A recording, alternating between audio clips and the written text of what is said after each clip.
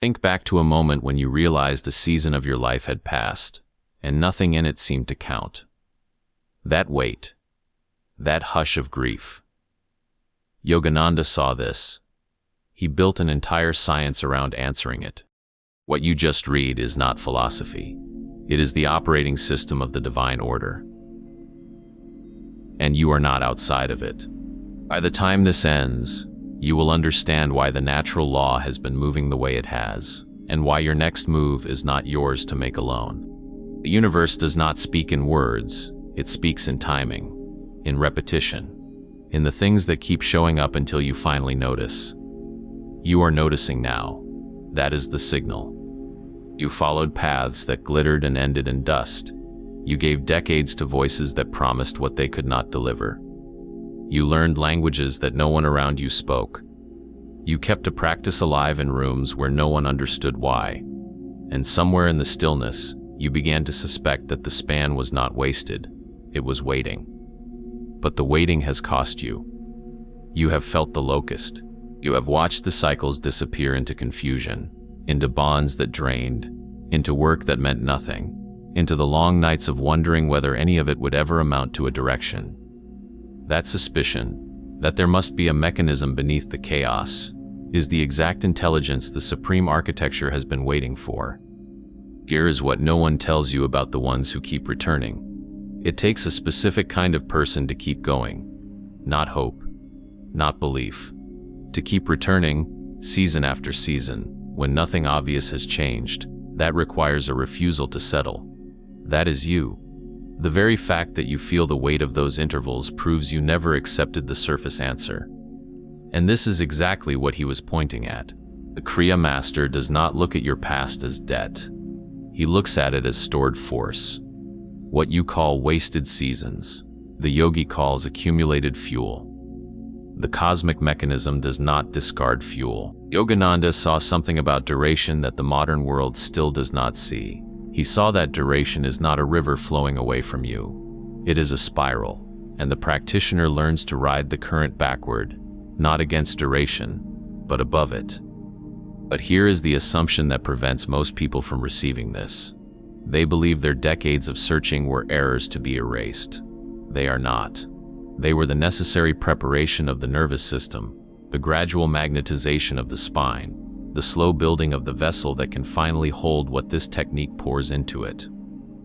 The natural order does not waste motion. Every detour was a calibration. And this is where most people stop. They hear about 1,000,000 cycles of natural evolution, and they think, I am too late. I have missed the window. But the scripture he translated said, the scriptures aver that man requires 1,000,000 years of normal, diseaseless evolution to perfect his human brain sufficiently to express cosmic consciousness. 1,000,000 cycles. And then he revealed the mechanism that collapses that number into a single lifetime. 1/2 minute of this practice equals 1 year of natural spiritual unfoldment. Do you understand what this means? The divine current has built a compensation law into consciousness itself.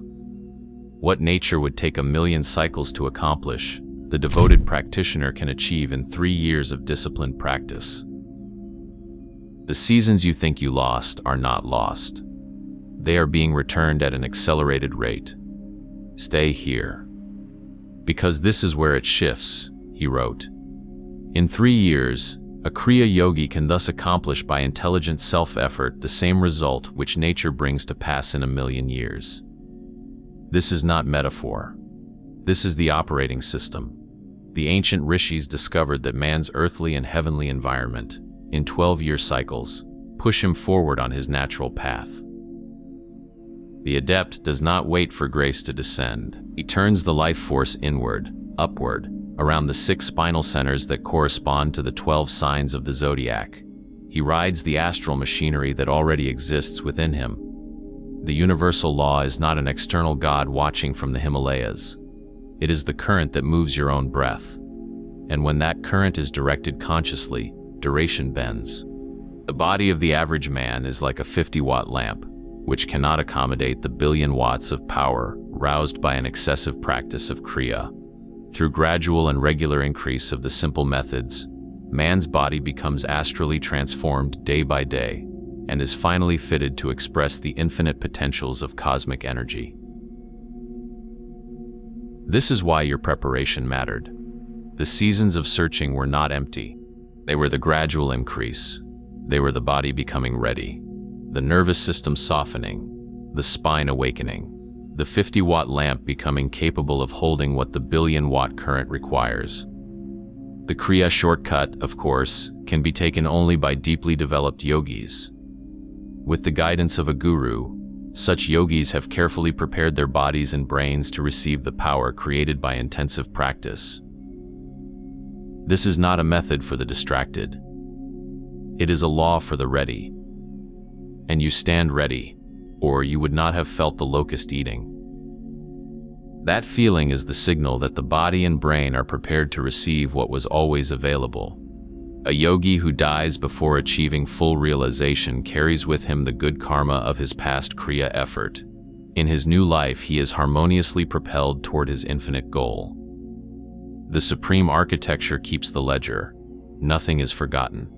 Nothing is wasted. The effort you make now becomes your inheritance, forward and backward. Duration becomes your ally instead of your judge. Untying the cord of breath which binds the soul to the body, Kriya serves to prolong life and enlarge the consciousness to infinity. This is how the restoration happens. Not by wishing the past away, by making the present so electrically alive that the past is recontextualized.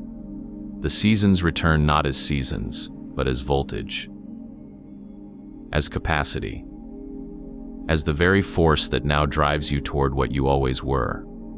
There is a reason this teaching was kept in the hands of a few. Before you receive what it truly offers, you need to understand something about the seasons you think you lost. The Bengali saint did not offer this to crowds.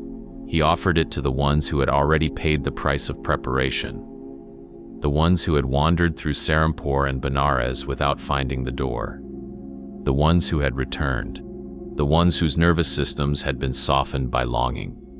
That is you. Remember what you felt at the start, that pause, that recognition, that weight of intervals. That pause is exactly what he is describing right now. The body knows before the mind understands. What we have covered is the surface. The teaching has a floor most people never reach. That floor is next. And this is where it gets interesting, because what most people do with this information is the exact opposite of what works. They try to seize it. They try to force the technique. They treat this path like a gym membership. The cosmic mechanism does not respond to force. It responds to alignment. The breath must be gentle. The spine must be receptive. The effort must be intelligent, not desperate. This is the difference between the bullock cart and the airplane route. You already know this from your own life. You have seen how sleep restores what waking depletes. Every night, unconsciously, you merge with healing currents. He said, "The rejuvenating effects of sleep are due to man's temporary unawareness of body and breathing. The sleeping man becomes a yogi." You have been practicing a dim version of this your entire life. This science makes it conscious. It takes the same current that heals you in sleep and directs it while you are awake. That is not a metaphor. That is what he was describing. Why does the universe allow duration to feel like a trap? Because the trap is the invitation. The very feeling of being behind is the signal that you stand ready to step outside the clock. The ones who never feel the trap never seek the key. You have sought. And the seeking was not error. It was the calibration. The span is yours again, not as a wish, as a law. The divine current does not forget. It stores. It waits. And when the devotee turns the key, the door opens. What was lost to the locust is returned by the harvest. You are not late. You are arriving. Right now, the cycles you mourn are the very cycles that built the capacity for this. The universal law has been restoring them all along. You needed the language. You needed the mechanism. You needed to know that the restoration was not a hope. It was a physics. And the physics is this. Everything that felt like delay was arrangement. Everything that felt like loss was space being made. The universe does not waste motion, and it has been moving toward this moment with you. The locust ate. The natural order restores. This is not the end of your journey. It is the moment the journey finally recognizes itself. Go now. The seasons are waiting, and they belong to you.